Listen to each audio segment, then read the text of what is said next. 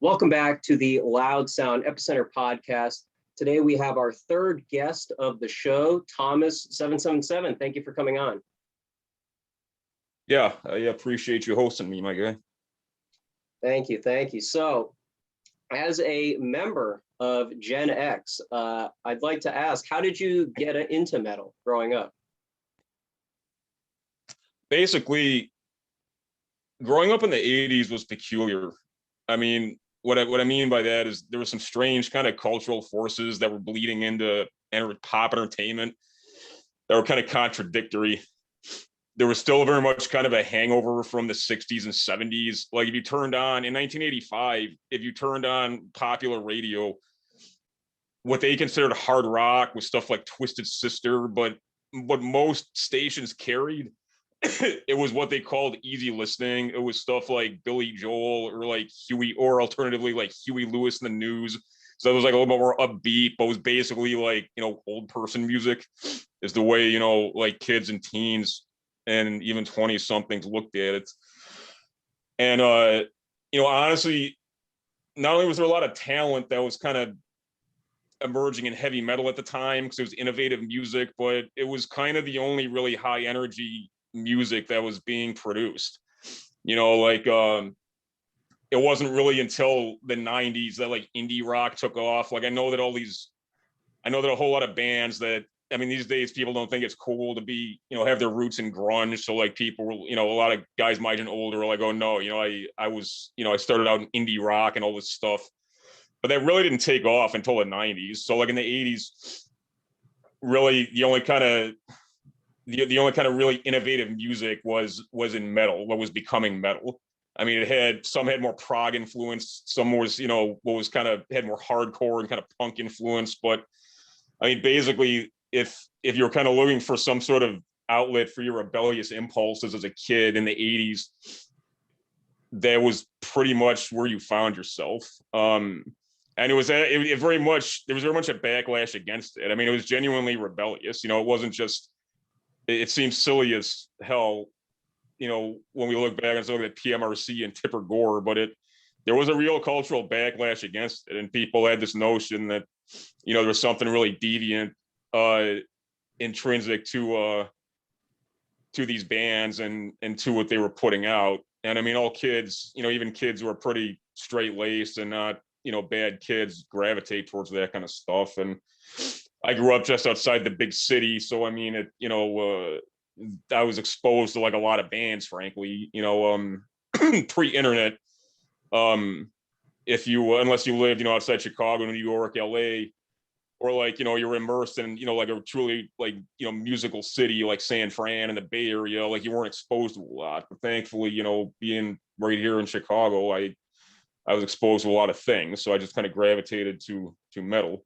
I mean, that's initially kind of how my journey in this thing began, if that makes any sense. Now, would you say that you mostly remember the late 80s or the 80s overall as a decade? I mean, I really came of age. I started coming of age like in the late 80s. So that's like fresher in my memory, but also like, the 80s, there's very much a difference between, I think in the late 80s, it's kind of beginning around 1987. In the world political situation and the culture in terms of entertainment, just kind of everything coalesced really towards a different vector after about 1987, if you follow me. And that's one of the things. Innovation in some ways kind of died after that in mainstream heavy metal, but that's when underground metal really kind of started taking off. And that's also when you started seeing a lot more like alternative influences, as well as stuff. I know people these days, you get a lot of criticism because they associate it with like new metal, but bands like the Deftones and like Faith No More, they did bring something innovative, whether you or I likes that kind of shit or not. And that's the kind of stuff that really started emerging kind of a little bit underground in the late 80s. And then it like really broke through, 1990, 1991, but there was like nothing like that on the radar in like 82, 83, 84. So it was very different. I mean, the difference between the early 80s and the late 80s, in my opinion, was almost as pronounced as like in the 60s, where it's like, yeah, kind of the JFK and the Mad Men era. which ultimately gave way to, like the Woodstock era. There was really kind of a radical cleft. I mean, the 80s weren't that radical, but there definitely was a difference between the bands that emerged early on, kind of assimilating some of the prog elements of the 70s and like, ditching some of the rest of it. And like these later bands that, really kind of were bleeding more into alternative than people care to remember. That's kind of my take on it, early versus late 80s.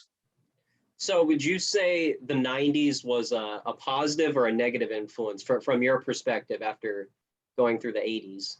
That's an interesting question. In terms of mainstream music, it was definitely worse than the 80s in terms of like what was on the radio. In terms of metal, like underground metal became really, really dope. You had bands like Emperor, you had Judas Priest making their big comeback in 1990 with like, an incredibly heavy, like dope record. You had bands like Pantera. Like I'm not really a Pantera fan, like I told our mutual friend Scott. But they did bring an elevated level of musicianship compared to like the heavy music that was on the radio in 1992 generally. I mean, that really can't be denied. Dimebag Darrell the guy had incredible freaking chops, okay? I mean, it doesn't matter if you or I or anybody is hip to that sound.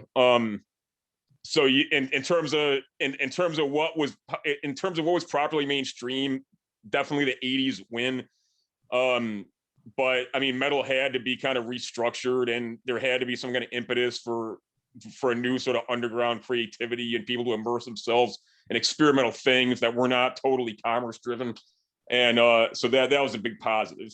So I mean, it was mixed, but overall, in terms of our scene, it was definitely a positive. It brought things back to basics and allowed for real innovation. Well, that's interesting to hear, because I know from my experience, when I started looking into metal, you had mostly alternative and post grunge on the radio, and this created this new identity for metal for my generation, who probably guessed that this is what represented the face of metal, and also along with everything that came before it. So for someone like you who already had at least 2 decades to reference off of, how do you remember the rise and fall of like the early 2000s, whether it's new metal or alternative being like the new popular thing?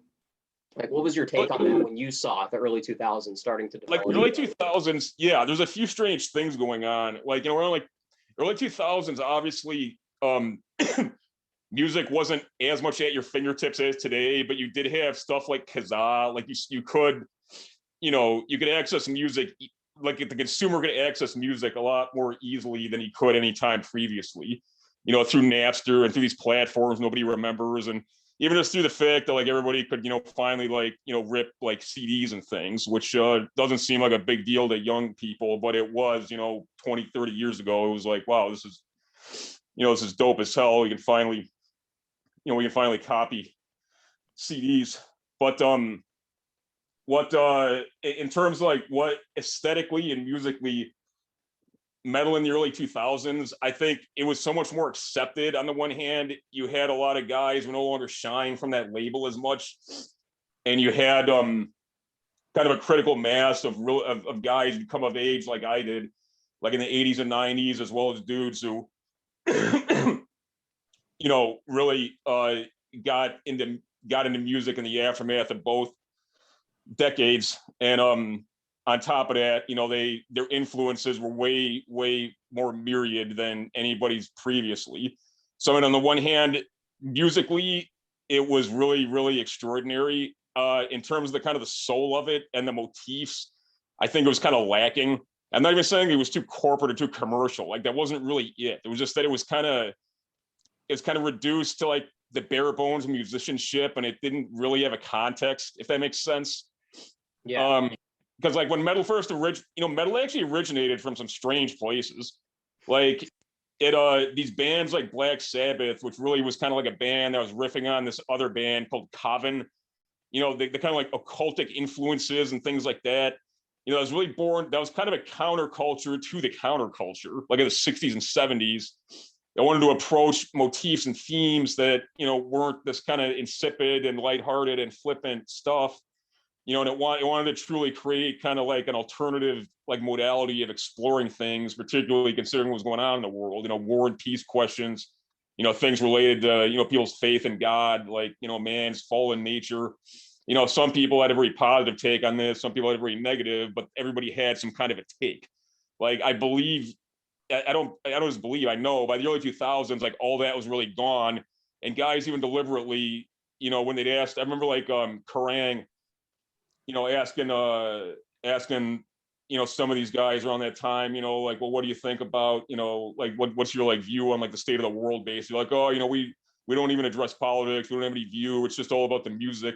It's like, man, it's kind of like a cop out. Like, I don't expect, I don't expect musicians to have any like fucking like really nuanced, like, take on the state of the world geopolitically or philosophically, but it's like there's almost like a purposeful avoidance of these things, like in reaction to the last 20 years, around 2000, 2001. And I thought that was kind of lame, but, I think nowadays, I think we've kind of reached something of a positive state with that. You got guys who are not afraid to shy away from political questions and, motifs that are a little bit more serious. But you also have some like really, really extraordinary musicianship behind it too, and it's a scene that requires both. It's not. That's what makes it unique, and that's what draws people to it. That's what drew me to it in the first place. Well, that's interesting that you mentioned that, because I have this theory, and I'm not 100% sure if it's accurate, but I take you as more of a historian, I would say, so that's why I bring it up.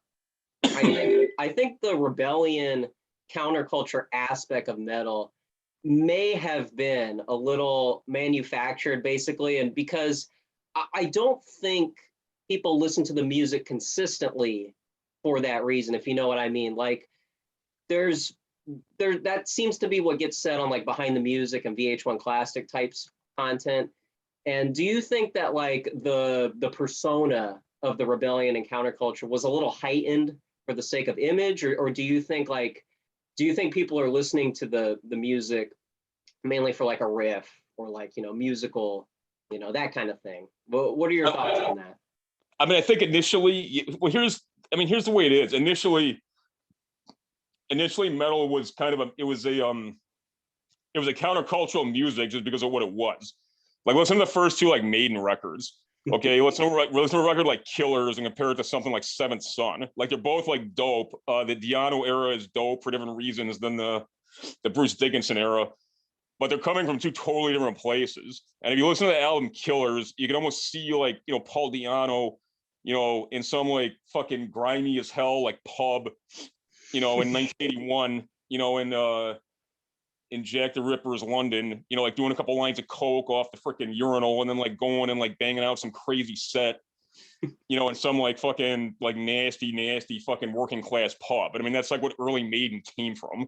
So just categorically, like, that's the kind of stuff, those kinds of jams are gonna like upset like middle class square people. Obviously, like when bands like that blow up, then yeah, it becomes kind of like this contrived like image thing, like, oh gee, let's drop a couple tracks, like bring your daughter to the slaughter and really, really make people mad, but it's like, so at some point, like, when something becomes a brand, it becomes contrived. What began organically, like, becomes contrived. And yeah, there was some played out shit definitely throughout the 80s and even like the 90s, as like even when like death metal started blowing up big, like guys who like got into it just for the sake of like freaking out like squares. But and I think a lot of that's faded, and that's good. Like maybe it's the young guys I talk to, like your age and even a little younger, like they seem to be into metal because they're like solid musicians, and I think they're politically based also, and that's clear in some of their music, but they're not like out to like make their fucking parents angry or like just like stir shit for the sake of it. Right. And that's positive that that's faded, because that's that's silly, but but yeah, I think, like I said, I'm not just I'm not just patting you and your generational coterie on the back. Like I actually think we're in a good place now, like in terms of like metal culture. Honestly, it's a good balance of authenticity. Like, I hate that word because it's overused, but in this case, I think it's apropos. Like, there is like an authentic commitment to kind of like the, motifs that are meaningful, but it really is about the music mostly, and that's dope. Yeah, I just bring that up because like me trying to like trace back my steps on how I got into music and what drew me to it, I found out about like the cultural implications after the fact. And I think a lot of people did too.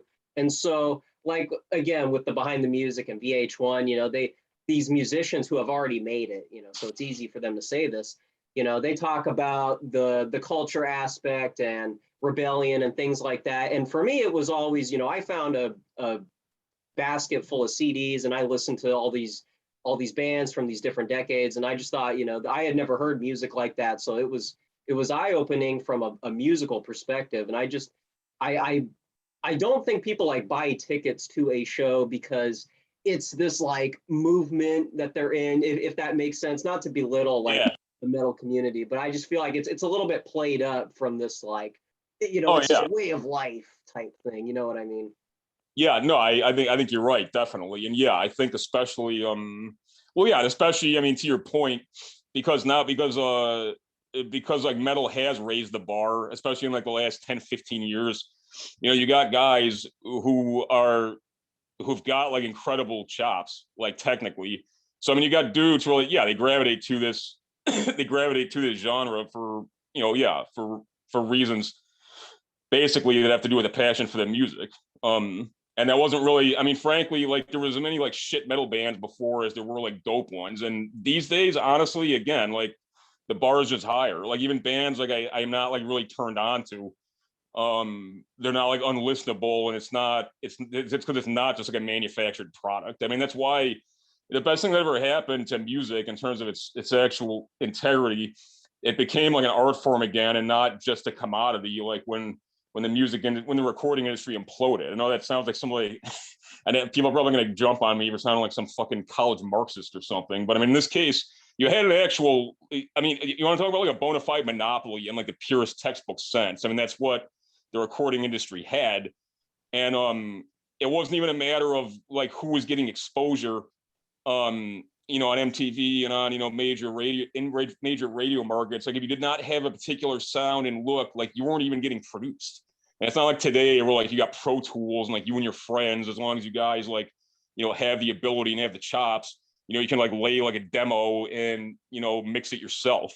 Like if you did not have access, like, $1 million studio, 30 years ago, like you weren't doing shit.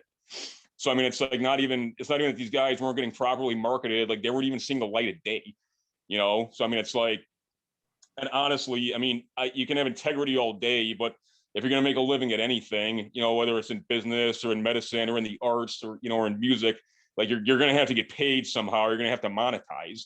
And if literally the only way to monetize is to like adopt this kind of template, to what's going to grant you studio access and then subsequent, exposure in key markets, it's like, well, that's what you're going to do. It's you're gonna pretend you're Van Halen, or you're gonna like fucking, or you're gonna be like some half-ass knockoff of Alice in Chains, like everything was on the radio in 1994. I mean, that could never happen again. And I mean that's part of it. And that's dope. It's I don't buy it when people are like, oh, it's impossible to, monetize music. It's like, man, it's like I've monetized like writing, man. Okay. There's a way bigger demand for what musicians do than what I fucking do. Okay. Yeah, I mean, like there is. It's like you're not gonna get rich doing it, but you will get paid, man. I mean, that's forgive the tangent. I just think that's something I feel strongly about. Yeah, that's a very good point. And speaking of the state of the music industry at that time, I think only you would recognize what this is, but you probably remember this outlet used to be pretty prosperous in the, I don't know if it's early 2000s or before, but Metal Edge magazine. Oh yeah. And they would, I was flipping through this on another episode, and it's pretty surreal to look at like, Power Man 5000, all these different all these different directions that were going on. And, some may have aged better than others, but it's just, like I'm looking at the cover here and like a band Filter, they like strip like they do, stuff like this. I missed the boat on a lot of this stuff because, I wasn't into it at that point in time, but just stuff like that, it really is like a timescape for this like evolution of the genre. And I don't know what your thoughts were of that all those different musical directions, whether it was a positive or a negative development. Well, I mean, a positive came out of it. Like at the time, it was shitty, man, because it's like, okay, first of all, like traditional metal was like dead. At that point, by like the mid '90s, it's like, okay, Judas Priest like dropped. I like the Priest album they dropped with Ripper Owens. Okay, it was dope, and I even like the stuff Maiden did with Blaze Bayley. But if you weren't into, there was exciting stuff happening underground. Like I said, with black metal, death metal. There was some incredible death metal albums being dropped. But other than mid '90s, other than Morbid Angel, a handful of other bands that really carried the torch. I mean, there was not much, man. And it's like, okay, so it's like, what is metal? It's like, okay, it's like filter metal. I remember they were plugging like 9 Inch Nails as like metal, like on Headbangers Ball in those days. It's like that was, these like posers like Ricky Raxman, like, oh gee, now I'm keen to industrial, like the wax track scene. This is what metal is now. But it's like, dude, like that's fucking broke as hell. I mean, there's nothing wrong with that kind of music. Don't get me wrong. I still spin shit like Frontline Assembly, but I mean, it's not metal. But it's like metal had to kind of implode on itself. I mean, all the rock and roll kind of did. It was most metal kind of fell the hardest because it had been kind of compromised and built up so much, like for good and ill. So that's what that era really represents. And then, when it finally kind of found direction again, by that point, like I said, technology had allowed like a lot of guys. You had some cats with like incredible talent. They actually got a shot because they could produce like on their own dime. They could they actually get exposure. That used to be like hyper protected and just impenetrable unless you had like real capital backing. So I mean, from that kind of swamp of shit, like really good stuff emerged. That's my take on it. But yeah, I realize how cringe it is, man. If you like flip through flip through like a metal rag. Even like Kerrang, man, from like 1998, and it's like fucking horrible. And but it was, I don't know, man. It's like, but again, at the same time, it's like it was it was something that had to occur because a decade subsequent, like metal didn't just come back, man. It like actually evolved, and it wasn't just some kind of bullshit nostalgia thing. I'll tell you this much, man. Like, there's some dope fucking hip hop being dropped now, but metal's in a lot better shape than fucking rap is, man. Like, I mean, in terms of what most people are exposed to. I never would have guessed that, man, in like 1998. But these things go in cycles, man. Like, it's so yeah, it's something that had to happen. But they were dark days for a metal fan. Like, make no mistake. Yeah, and it's interesting looking back because a lot of people ask that question, what happened to metal? How did we get here? But really, when you look at the early 2000s, it's when something like nu metal and Limp Bizkit becomes the face of the genre, I don't expect that genre to come out of that unscathed, So yeah, to come back overnight. Yeah, no, right, exactly. Well, that's the thing too. That's why I got something of a soft spot. Bands like Pantera, bands like Corrosion of Conformity, bands even like Cannibal Corpse, which I know that like doesn't get a lot of love these days. I mean, I don't like Fisher era Corpse, but I'm talking the Barnes era, like the first 3-4 albums. Okay, however you feel about those bands, and whatever people feel about the image being contrived or corny or whatever, like those guys actually did like keep real metal going in the 90s. They deserve some kind of props for that. I don't think that's just like my old man take. And like I said, I'm not even like a fucking big fan of like Pantera or COC, those are the only genuinely metal acts really charting in like 1996, 97 and earlier. I mean, honestly, and yeah. I mean, what else was there? It was either the local alternative radio station was saying, couldn't find some DJ couldn't find his ass with both hands, like saying like, oh yeah, Filter and Helmet, this is the new metal. They're like, Limp Bizkit, what an evolution. We got Turntable. Like, I mean, it's like you don't have to love Pantera or fucking or Cannibal Corpse to recognize like, well, these guys are like true to their shit, man. Like even if it wasn't what was getting hyped, and that developed organically, man. Like Pantera they got signed because you know, they were dropping super thrashy, super heavy stuff, and they were like selling out. They were selling out big venues, not just in Texas, but like all over the South. And record companies like, well, shit, man, like this. I guess this is what people want to hear. You know, we're trying to move units by these like, you know, fucking hair bands like Pretty Boy Floyd and Jackal and you know, like kind of the last desperate gasp, but like fucking hair metal, and no one was buying it. But it's like, well, you know, people are actually paying to see fucking Pantera play. People are paying to see Corrosion of Conformity. Like, well, you know, maybe we should fucking plug this. So that was in some ways, yeah. The I mean, it's complicated. I mean, I made the point a minute ago that like the internet changed everything, and so did you know, production costs being democratized, and but it had just as much to do with that kind of revolt, people voting with their feet, man, and like, you know, what they'd pay to see and what they wouldn't. So yeah, that's again, forgive the kind of rant, but I mean, it's a good question and it's complicated. Yeah. It's very complicated, and you know, I don't even know who to look towards for who's responsible as far as like which generation did that. Like, my question is like, what would you say is the real wedge between Gen X and Gen Z metalheads? I know there's people all over the place. Like I mentioned earlier, some people think that like Seether and some of those early alternative bands, you know, that's metal, and they don't really know so much about the early stuff. But like, do you think there's an alliance between like some of the old heads, some of the newer people that found it on YouTube, or do you think there's still this rivalry that kind of goes back to the 80s?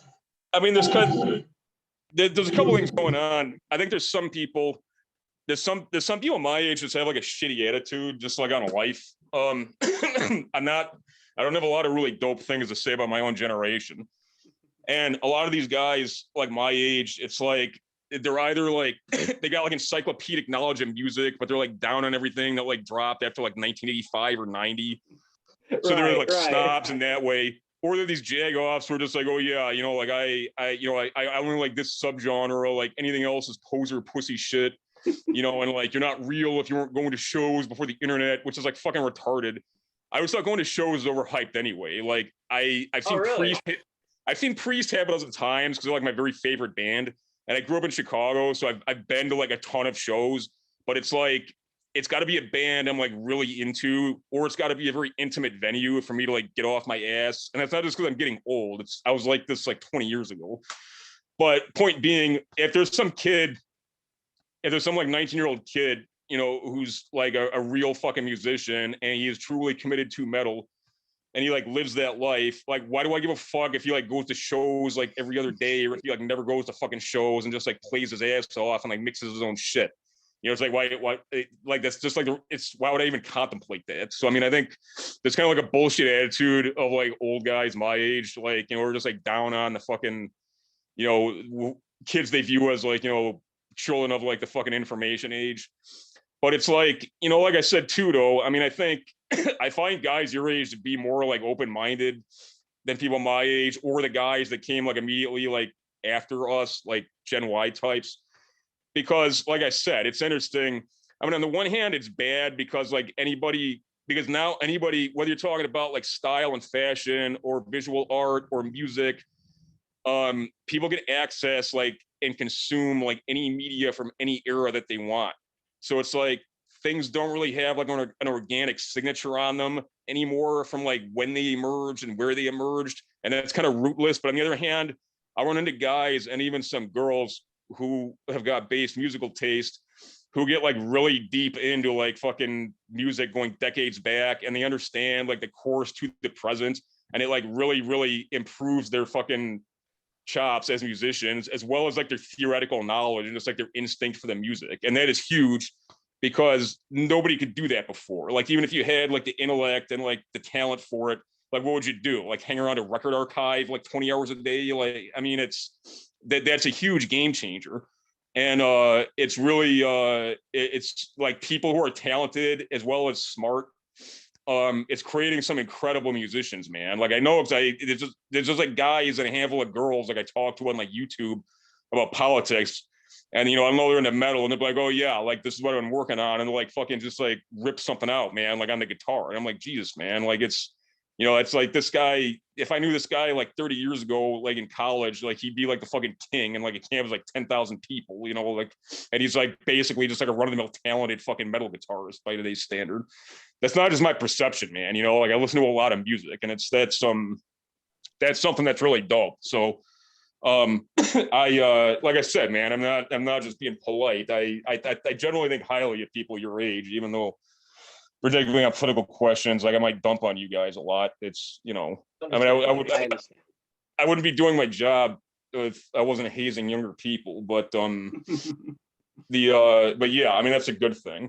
I mean, it's like I said, it's mixed, man. It's like, okay, if you want, you're not going to be able to look at like music from like 2005 to like 2011, you know, 30 years from now, and like put like a discrete signature on it and kind of get a feel for like the culture, like you could music from like 1975. At the same time, like the dude who came of age, like in that era, he's gonna have like way better chops, man. Like all things being equal, than like a dude my age. He just is. That's the way it is. Everything fucking evolves that way.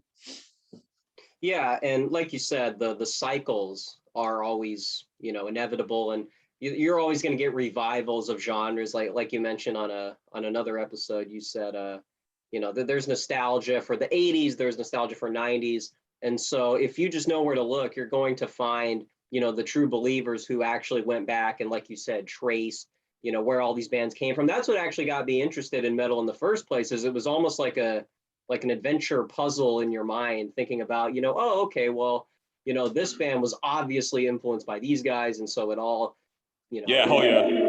goes off of each other. So it's a very interesting thing, and I know that like the boomers, to be honest, were kind of at a disadvantage because, like you said, if they weren't hanging around the record stores 20 hours, that's the only way that you could find out all this info. But somebody like me can just go on the internet and find everything at a No, exactly. I mean, and that's a good thing. Yeah. I mean, like I said, I realize that whether they're talking about political discourse or writing or, music, yeah, there's a kind of flippancy that develops there because people have such incredible access to data. But with people, I mean, but for people who are smart and people who do have fucking the right chops, it's exactly what they need to develop and develop rapidly. So, I mean, it's like through the filter of people who are based and actually worthwhile fucking people, it really hones their talent, and that can only be positive. I mean, that's I people sometimes in our thing, they like get off on being pessimist about everything. Like I'm not like that, but it's yeah. I'm not just saying that. I really believe it. So it's more good than bad. Although I understand people who take exception to what it does to the culture and authenticity, if that makes any sense. No, that makes perfect sense. Yeah, no, it's just people like to fight over every little thing. They would rather fight, people within their own ranks than to think Yeah, about it any exactly. further. Exactly. So yeah, no, that's very interesting. That's basically what I talk about a lot on the show from a Gen Z perspective. There's rivalries with the boomers. There's people in my generation who won't go back and listen to the early stuff that the boomers had. And so it's Yeah. this very complicated thing where like the boomers had the best music, but I don't know if it's the limitations of their psyche. They just, I don't know, they don't want to listen to anything after it. And so it's like the opposite problem of Gen Z. So it's very complicated, and I don't know how we're going to build alliances, but it seems like the internet's doing a lot of the work for us. And conversations like this, I think, are very productive from two different perspectives. No, man. Oh, yeah, I agree. They're getting better. Yeah, no, indeed, man. Like I said, reach out anytime. You're never bothering me. Yeah, man. Well, I just want to thank you once again for joining me here. I thank you for taking time out of your day and talking to a Gen Z punk, a Gen Z guy who wasn't even there. Didn't see the glory days. I bought everything when the legacy was already built. You know how it goes. No, man, definitely nothing. Nothing I'd rather do. I'm being real. Yeah, Awesome, thank you, man. Well, thank you again. Where can people go and check out your work? My novel is dropping next week. They can. That's being put out through. Yeah, that's being put out through Imperium Press. You can find me on Twitter at #7 HOMAS 777. You can find me at Substack. It's at realthomas777.substack.com. And those are my primary platforms right now. And we're going to be launching a podcast this fall. I'm aiming for about the second week in October. It might be slightly earlier, or it might be slightly later, but that's kind of the next big thing. But yeah, that's how I can be found. Awesome, man. Well, thank you so much for joining us here on the show. And I'll just end the video here. Thank you everyone for watching. Thank you so much.